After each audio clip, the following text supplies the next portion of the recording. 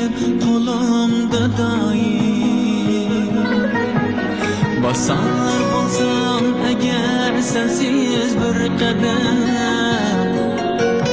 seninle yürgen yolumda daim. Vatan yegane sen dilimde daim. Bahar ötüdü, yazlar ötüdü, asmanı toldurur gazlar ötüdü.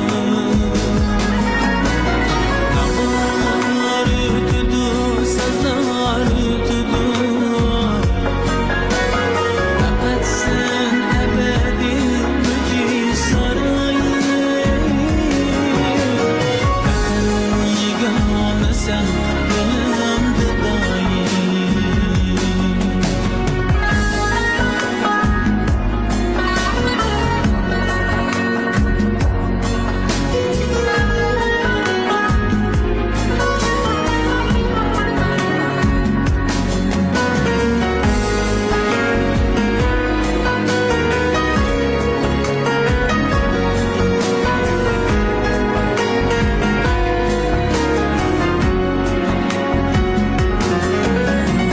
Dünyanın bağrına köptü çimensen,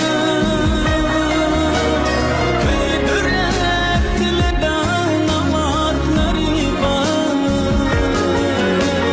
Senin üzgünüm minnetleri var. Kucağımdan ayrılmazlar ilahi.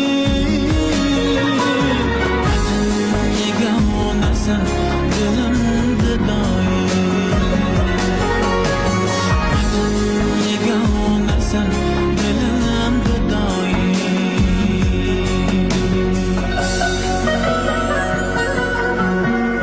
Ecdadım kelametlerimde daim.